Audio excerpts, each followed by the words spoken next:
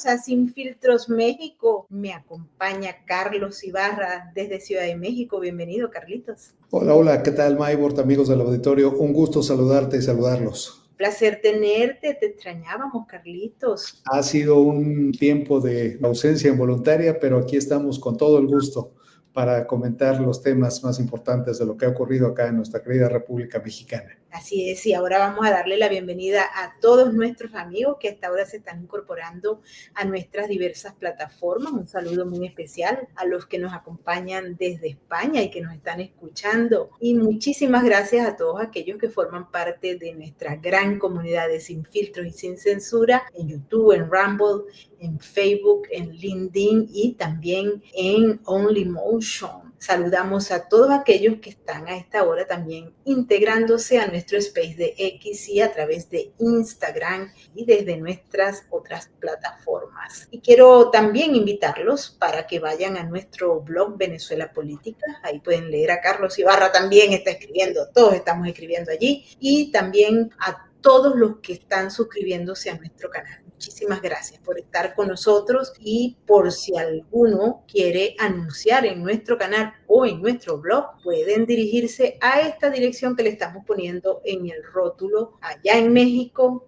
y aquí en Nueva York. Carlos, el país está enmarcado dentro de una noticia que es horrible, que es espantosa. Pareciera ser un campo de exterminio, si bien no se puede utilizar desde el punto de vista jurídico, mucha gente así se ha referido a lo que ha ocurrido en México, que lo descubrieron. Pareciera que en una primera instancia no lo trabajaron el caso o no se dio a conocer, pero quisiera que le explicaras a la gente qué ocurrió en ese rancho donde la gente está aterrorizada por las imágenes que se han presentado adelante. Sí, así es, querida Maybort, pues es sin duda lo que estamos viviendo actualmente en México, lo podemos definir con una palabra: el horror.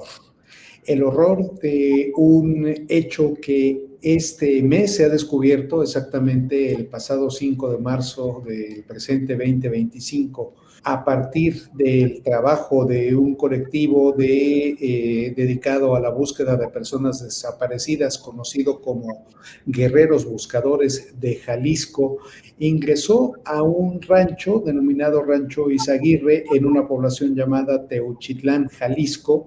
Esto, para darle una idea a las personas que nos ven y nos escuchan, se encuentra a 60 kilómetros aproximadamente de la ciudad de Guadalajara, que es la segunda ciudad más importante de nuestro país, después de la capital, que es la Ciudad de México, y prácticamente en una tríada con lo que es la ciudad de Monterrey, Nuevo León.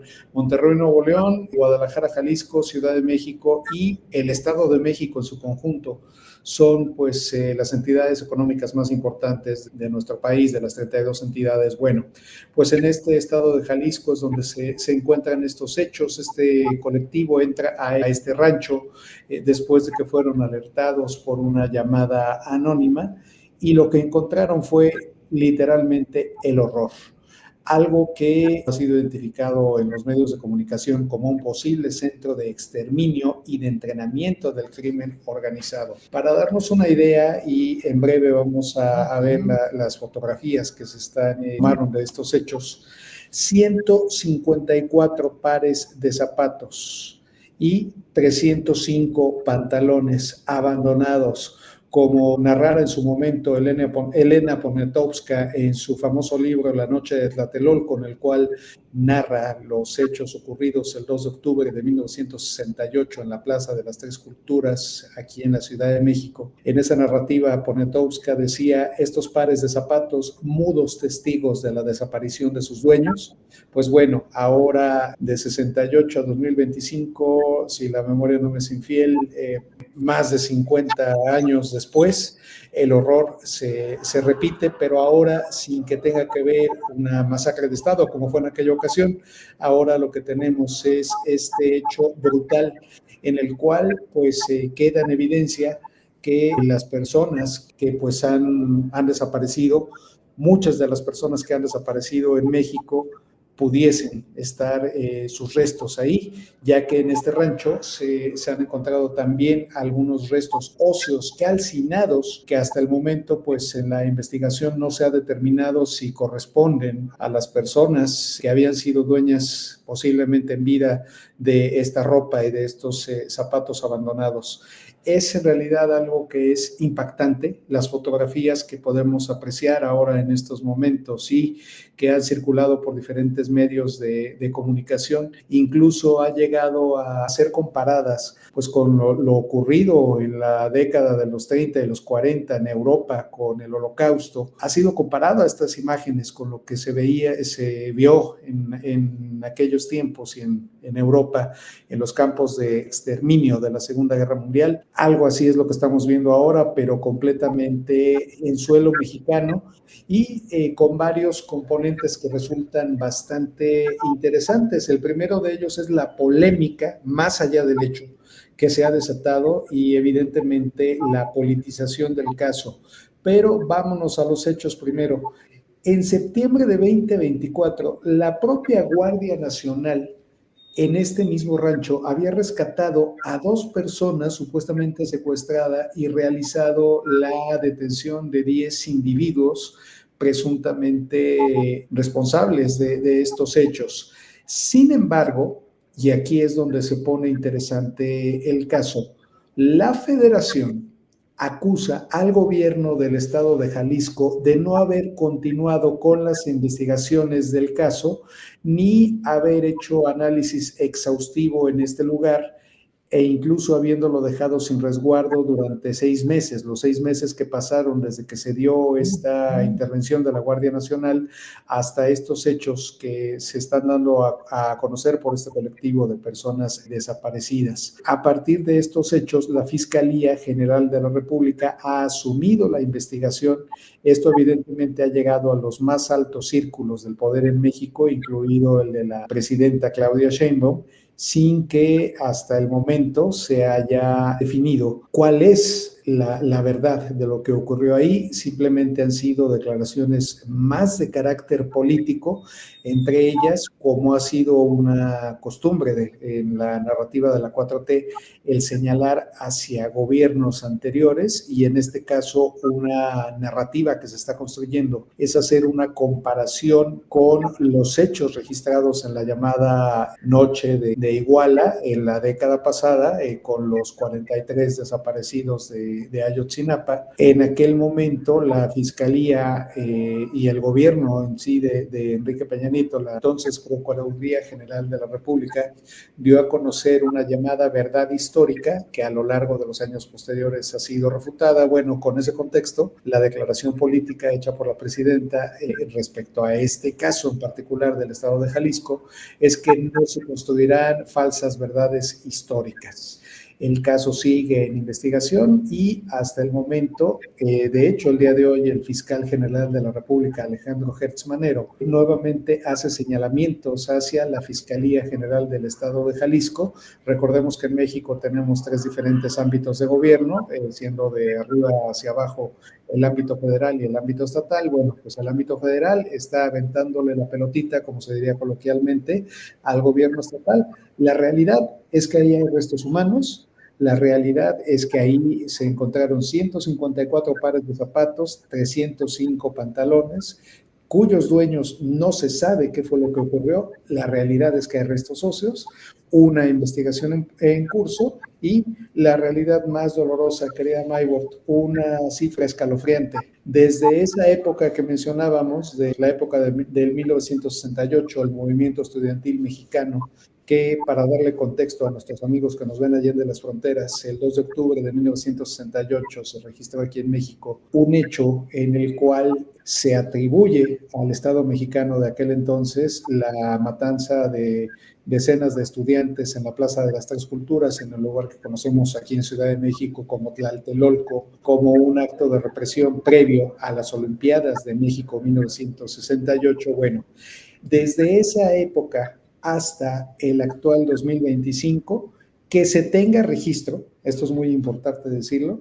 suman más de 116,000 las personas desaparecidas, personas cuyo paradero se desconoce y que se ha ido sumando este número de casos, incluidos pues los desaparecidos del sexenio anterior y los que van ahora hasta el siguiente sexenio. 116,000 personas, Maybort, amigos del auditorio. Para darnos una idea, 116,000 personas equivale al Estadio Azteca de la Ciudad de México, el estadio 2 veces mundialista, lleno a su máxima capacidad, incluida la cancha, de personas desaparecidas. Personas, obviamente detrás de esas personas hay familias que no pudieron establecer un duelo, que no pudieron iniciar un duelo porque no saben dónde están sus familiares, querida Maybort. Increíble. Un informe de la organización Causa en Común reveló que en 7 estados del país la cifra de personas desaparecidas en 2024 superó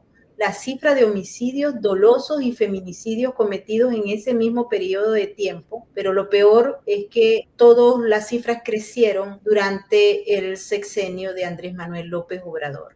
Hubo una tendencia hacia la alza y de acuerdo a ese informe, Carlitos, realmente se desconoce el paradero de muchísimas personas. En el año 2019 fueron 57,271 víctimas de desaparición. Es espantoso. Y por supuesto que esto implica ahí una serie de informaciones que realmente dejan claro por qué la justicia no opera y por qué el país está, por lo menos en avanzada, en las manos del crimen organizado transnacional. También señala que hubo una omisión por parte del expresidente Andrés Manuel López Obrador ante la crisis de desapariciones en México, con un total de 53,261 casos en su sexenio y un intento de manipulación de cifras mediante un censo sin sustento legal.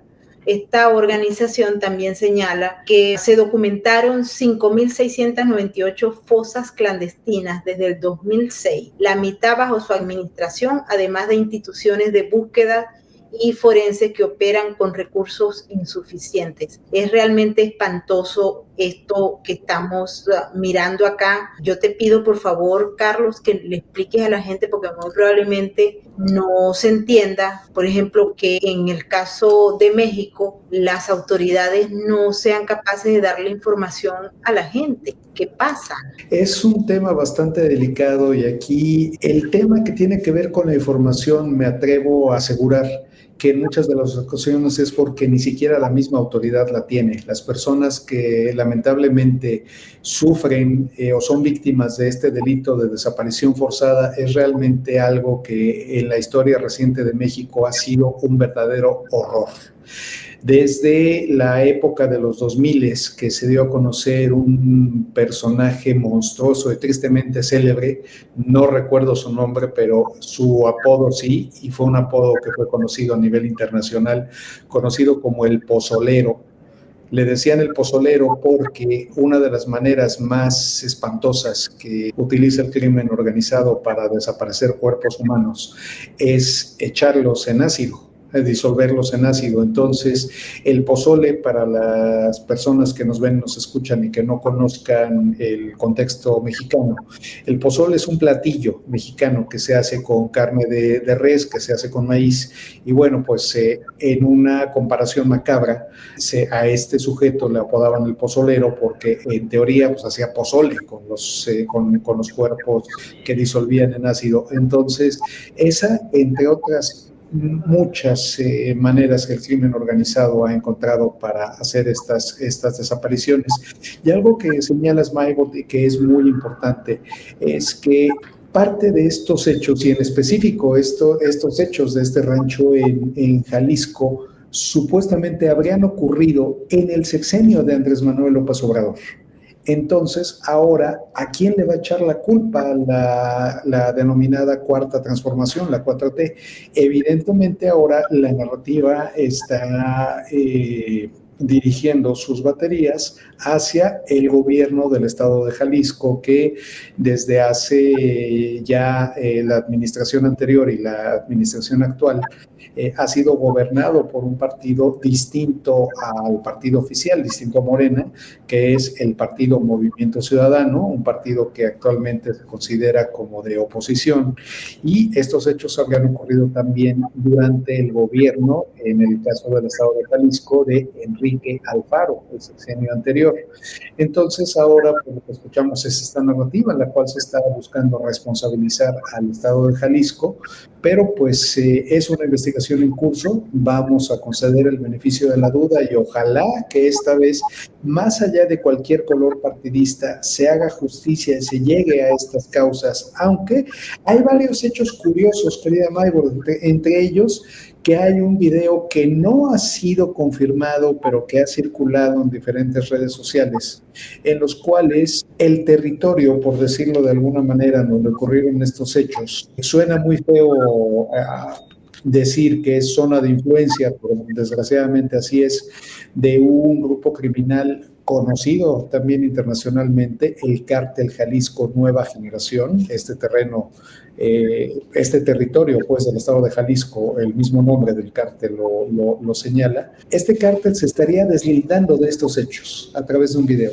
El Cártel Jalisco Nueva Generación estaría deslindándose de que ese campo, ese supuesto campo de exterminio y reclutamiento del crimen organizado, perteneciera a ellos. Entonces, la gran pregunta es, ¿quién? ¿Quién es el responsable o quiénes son los responsables de estos hechos? Aunque también es de destacar que las autoridades federales mexicanas han señalado ya en días recientes la posibilidad de que estos hechos, de que estos restos de zapatos y de ropa no necesariamente pertenecieran a personas desaparecidas. Sin embargo, la realidad es que también en este lugar se han encontrado restos óseos. Entonces, es una investigación en curso, estaremos pendientes, pero pues evidentemente con la expectativa de que ojalá esta vez se llegue, como está haciendo la promesa de la presidenta Claudia Sheinbaum, se llegue hasta las últimas consecuencias, que efectivamente no se construyan verdades históricas que a la postre resulten falsas y que pues se logre en la medida de lo posible identificar, si es que se llegasen a encontrar más restos humanos, a quienes pertenecieron y de esta manera pues dar un poco de paz y consuelo a las familias que por lo menos puedan cerrar su duelo, aunque desafortunadamente lo que hemos visto en la práctica y sobre todo pues ya en el tiempo que tenemos haciendo periodismo aquí en México, es muy difícil que una persona desaparecida pues pierda ese estatus y logre ya ser una persona que se encuentre en sus restos y pueda pues procederse a todos los cierres emocionales que tienen que ver con la sanación de ese dolor tan grande para las familias. Querida Margot. Sí, fíjate que hemos encontrado en la página de esta asociación civil unos elementos que son muy importantes. En los primeros 100 días de gobierno, el expresidente Calderón, hubo 199 personas desaparecidas y no localizadas. Desapariciones por día, 2. El próximo gobierno, que fue el de Enrique Peña Nieto, ya personas desaparecidas y no localizadas fueron 1,093.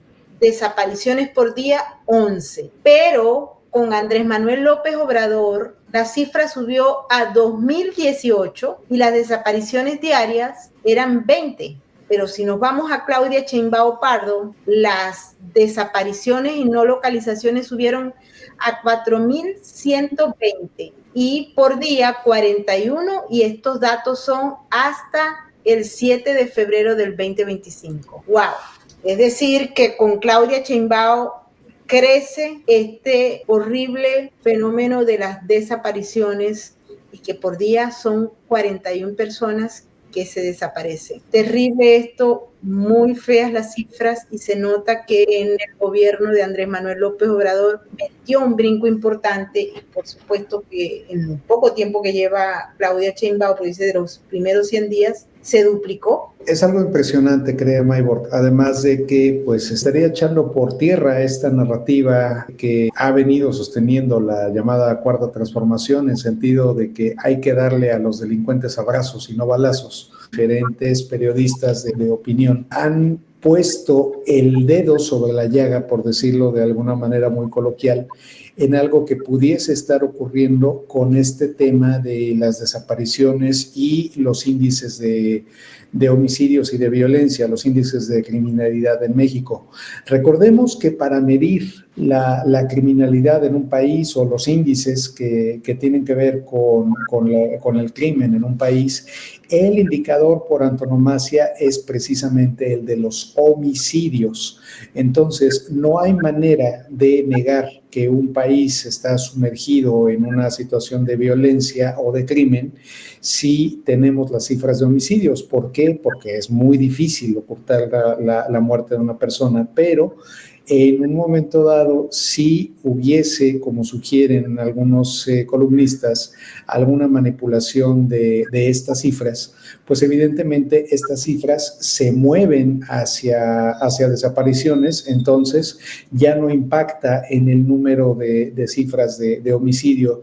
Esto lo digo de manera muy responsable como una posibilidad, y retomando algunos comentarios que ha hecho aquí la prensa nacional y que cualquiera de nuestros seguidores en Sin Filtros México puede consultar con un simple googlazo. Asimismo, también se señala que, por ejemplo, para hablar de feminicidios, basta con que se tipifiquen como homicidios calificados, y de esta manera pues ya se estaría también manipulando la cifra de feminicidios, por ponerlo en un ejemplo, por dar un paralelismo. La realidad es que aún así, aún si ese fuera el caso, las cifras siguen siendo bastante preocupantes, y pues algo que viene a cuestionar es la actividad de esta estrategia y de esta cantaleta que escuchamos durante los 6 pasados años de Andrés Manuel López Obrador, en sentido de que hay que dar abrazos y no balazos.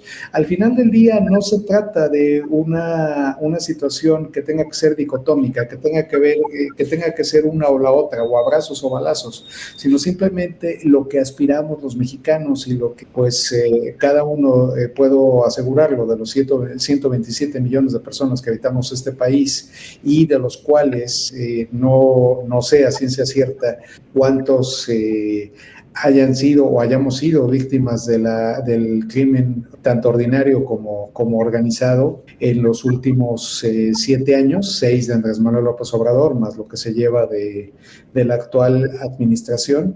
Pero la realidad es que hay un clamor generalizado de que se haga justicia, de que México vuelva a ser un país de leyes, un país donde lo que privilegie sea el imperio de la ley, el Estado de Derecho. Y esto, desafortunadamente, pues como estamos viendo, cada vez parece una realidad más lejana. Y si a esto le sumamos ya la percepción que hay desde el exterior, en el sentido de que México ha sido gobernado por personas que tienen fuertes intereses e incluso vínculos con el crimen organizado, pues el panorama para nada es halagüeño, querida Maybord. Para nada. Y quería preguntarte, porque estamos en la última parte de nuestro programa, sobre la percepción que hay en estos momentos en materia económica de aranceles. Hemos visto cómo Claudia Sheinbaum ha estado conversando con el presidente de los Estados Unidos, está tratando de dialogar, pero cuando uno conoce las cifras sobre ya no el incremento en materia de inmigración, porque sí se ha visto un freno importante, siguen entrando, pero no en los términos que estaba durante la administración Biden. Pero a nivel del tema del fentanilo, no se ha dado a conocer una cifra positiva que satisfaga por lo menos las ambiciones que tiene la actual administración en materia de bajar el tráfico de fentanilo por la frontera sur. ¿Qué se dice por allá? Esto ha sido un tema que ha acaparado la atención también de medios de comunicación, y también pues efectivamente de los más altos círculos cercanos a la presidenta Sheinbaum y a la propia presidenta Sheinbaum, evidentemente, temas que preocupan mucho. En algún momento se llegó a pensar que con el hecho de enviar a los Estados Unidos semanas atrás a un gran capo histórico perseguido, o más que perseguido, anhelado durante los últimos 40 años por los Estados Unidos, como es Rafael Caro Quintero, vinculado a el homicidio de un agente de la DEA en los 80, el agente Camarena. Se suponía que con eso se iba como un signo de buena voluntad de parte del gobierno mexicano, pues a calmar un poco esta situación tan tensa que se ha vivido con el presidente Trump. Esto evidentemente no ha sido así, los aranceles han sido un tema de bastante preocupación. El secretario de Economía, Marcelo Ebrard, y el secretario de Relaciones Exteriores mexicano han estado en constantes visitas a Washington para buscar negociar y buscar que esto pues al final sea algo que no afecte tanto la economía mexicana. Y esto afortunadamente todavía no ha generado impactos que puedan ser notables en la economía mexicana, principalmente en el tipo de cambio, que se ha mantenido fluctuando entre los 19 y 20 pesos por cada dólar. Sin embargo, pues esto ya es algo que preocupa, incluso algo que ya empieza a ser notorio para organismos internacionales como la Organización para la Cooperación y el Desarrollo Económico, la OCDE, ya empieza a ser motivo de preocupación, pues este organismo asegura, por ejemplo, que el Producto Interno Bruto de México pueda contraerse el 1.3%, e incluso si esta tendencia se mantuviera, llegar a una recesión, que obviamente pues esta palabra nos pone los cabellos de punta a todos los mexicanos y evidentemente pues a todos quienes estamos interconectados en esta globalización económica, pero es pues algo que sigue en marcha, un fenómeno del cual se está muy atento y que evidentemente tiene diferentes aristas, principalmente esta arista económica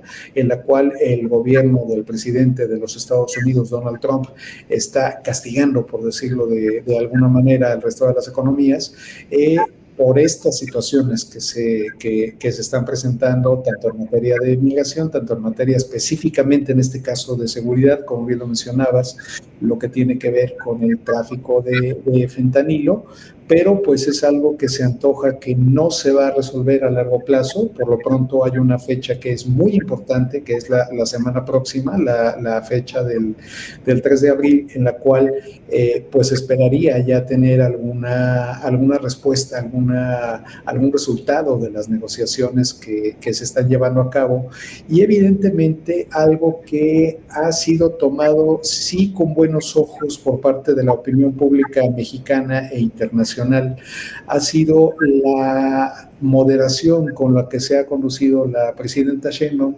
en sentido de no buscar de no caer, por así decirlo, en una guerra comercial con los Estados Unidos, aunque también es importante reconocerlo, sería muy difícil caer en ese escenario, sería algo que definitivamente no beneficiaría a las partes. Recordemos que Estados Unidos es el principal cliente de México en muchos productos, tanto primarios como secundarios, etcétera. Entonces, es muy importante tener esto en cuenta, porque pues al final del día la economía mexicana depende en una gran medida de su principal socio comercial, que es los Estados Unidos.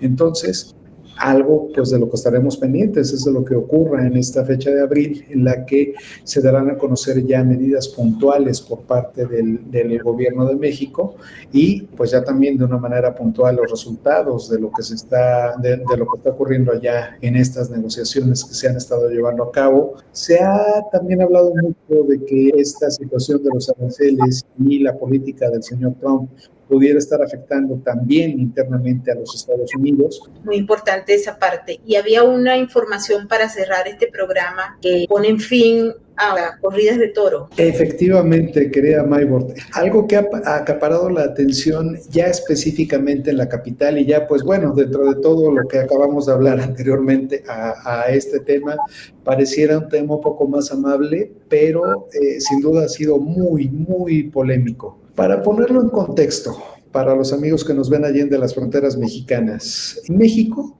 es un país con una cultura exquisita, porque además de que tenemos nuestra cultura originaria, nuestra cultura precolombina y prehispánica, tenemos también la herencia española, la herencia que nos dejaron en aquí parafraseo a Jorge Fernández, un escritor mexicano, el cual habla de que tenemos por un lado la figura de la madre, que es esta raíz indígena, y la dolorosa figura del padre, que es el conquistador español.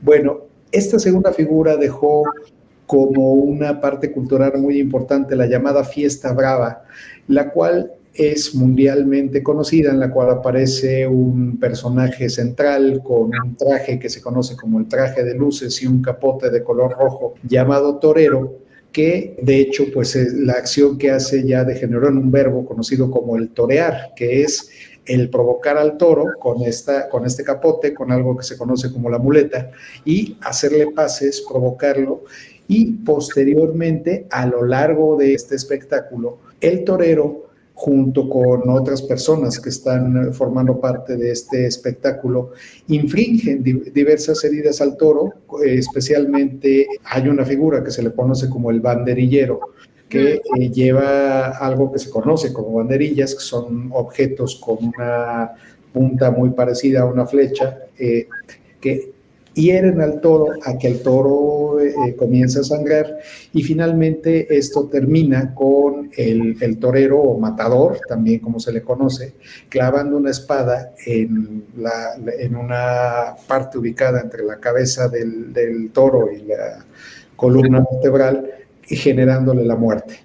En Venezuela eso, y bueno, prácticamente a lo largo y ancho de América Latina, porque eso lo trajeron los españoles, y en España justamente también hay una discusión en relación a esto y en muchos otros lugares. Recuerdo que en Caracas había, y en Maracaibo, en las ciudades principales, se hacía, no sé si a esta altura del partido se hace, pero cuando se hacían en las ferias, se hacían una serie de reuniones, a mí nunca me gustó realmente. Lo único que me gustaba, te confieso, son los trajes de los toreros. Y de hecho, justo aquí en México también ha sido así. Los toreros, sobre todo los más famosos en las diferentes épocas, suelen casarse también con actrices muy famosas o con gente del jet set.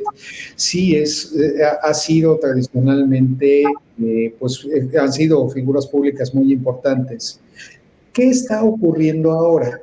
Ahora tenemos que, a partir de una iniciativa completamente ciudadana hecha llegar al Congreso de la Ciudad de México, se pidió terminar de una vez por todas con esta tradición o con este espectáculo, en afán de evitar la crueldad animal. Esto ha generado debates tremendos, porque de inmediato, cuando los taurinos escuchan este argumento, replican diciendo que entonces pues tendrían que también terminarse los rastros, que la crueldad con la que se mata a los toros en los rastros es similar o peor. E incluso hubo un comentarista precisamente especialista en la Fiesta Brava, Heriberto Murrieta, que es un periodista muy respetado en México, especialista en estas artes, quien aseguró que se estaba quitando al toro la posibilidad de morir con dignidad. Sí, así lo dijo. No lo sé, es un debate muy complicado, pero ¿cuál es la realidad? La realidad es que de una manera salomónica, por decirlo así, el Congreso de la Ciudad de México recogió las opiniones de ambas partes y consideró que, por un lado, está esta situación de la crueldad hacia el animal, hacia un animal que a la postre, si bien no está 100% indefenso, pero sí en una situación de muchísima desventaja, les liman los cuernos para que no tenga el cálculo que pues tiene, no sé si decirlo de esa manera, cálculo, pero el animal por instinto sabe la medida de su cornamenta y cómo entonces en este caso asestar sus golpes o defenderse, tiene el animal esa desventaja por un lado, por otro evidentemente la pérdida de sangre, el miedo que tiene ante la multitud y toda una larga serie de etcéteras que hace que este encuentro sea desequilibrado, por decirlo de alguna manera, pero por otro lado, quienes argumentan a favor de esta fiesta brava, más allá de la tradición e incluso de argumentos que tienen que ver con usos y costumbres de poblaciones mexicanas, hablan también de el efecto económico que esto genera. De esta actividad viven familias, se genera comercio alrededor de las plazas. Entonces, ¿qué hizo el Congreso de la Ciudad de México de manera salomónica? Dijo, ok, que haya fiesta brava, pero sin que se martirice ni se asesine al toro, sin que se martirice ni asesine al animal. Esto es lo que ya fue votado y de hecho fue algo que también fue propuesto por la jefa de gobierno de la Ciudad de México o retomado. Esto fue una iniciativa que salió del Congreso, pero la hizo suya la jefa de gobierno Clara Brugada y ahora ya esto ya se llevó a categoría de ley. Ya ha desatado una polémica impresionante porque los amantes de la fiesta brava ahora ya lo llaman esto que van a hacer la fiesta brava marciana, o que en vez de fiesta brava, hoy hubo un titular, el día de ayer, un titular del diario Reforma, en el cual decía que ya no iba a ser fiesta brava, que ahora iba a ser fiesta mansa. Y llegó esto pues a las primeras planas, y es algo que va a ser sin duda un parteaguas, y algo que está dividiendo mucho a la opinión pública mexicana, aunque es importante destacar que también los medios de circulación nacional destacan una encuesta realizada por una encuestadora particular que señala que más del 70% de los habitantes de la Ciudad de México estamos en contra de la fiesta brava como estaba llevándose a cabo originalmente. Son nuevos tiempos, querida Maybord. Yo te puedo decir, la casa tuya y de todas las personas que nos escuchan está relativamente cerca de la Plaza México, y te puedo decir que a simple vista, cuando hay corridas de toros, lo que puedo ver es que son gente que cuando muy jóvenes son de mi generación o de la tuya, que efectivamente llevan a sus hijos o llevan a personas más pequeñas, pero el grueso es población cada vez más grande. La población más jóvenes, los millennials, los centennials, sí llega a haber quienes están identificados con esta tradición, pero ya son los menos. Te lo puedo decir a simple vista de lo que veo cuando hay estas actividades en la Plaza México y veo la gente. Son terribles, son terribles.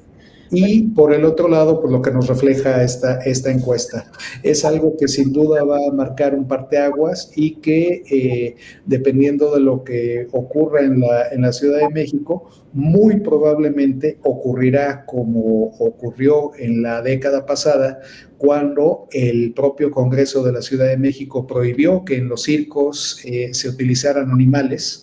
Ya ahora todos los circos tienen que ser solamente con acróbatas y payasos y demás artistas humanos, ya sin el uso de animales, y que a la postre se convirtió en una ley a nivel nacional.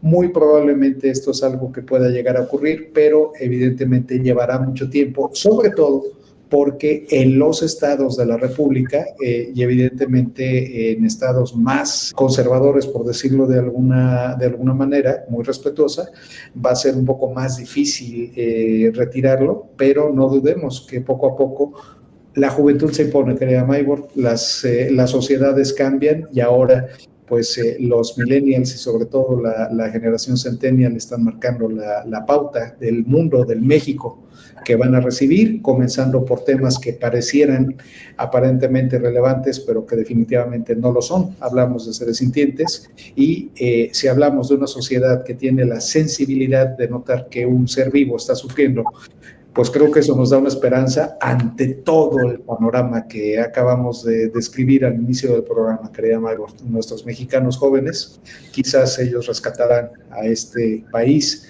de toda esta realidad terrible que comentamos. Espero que sí. Bueno, Carlos, quiero agradecerle a toda la gente que nos ha acompañado en esta emisión. Muchísimas gracias a todos nuestros moderadores, a los miembros del canal, a los miembros de nuestra comunidad de Sin Filtros México, igualmente a todos aquellos que forman parte de nuestra cuenta de patreon.com/Venezuela Política. Los queremos invitar también para que pauten con nosotros y sean sencillamente una parte de nuestra comunidad de Sin Filtros.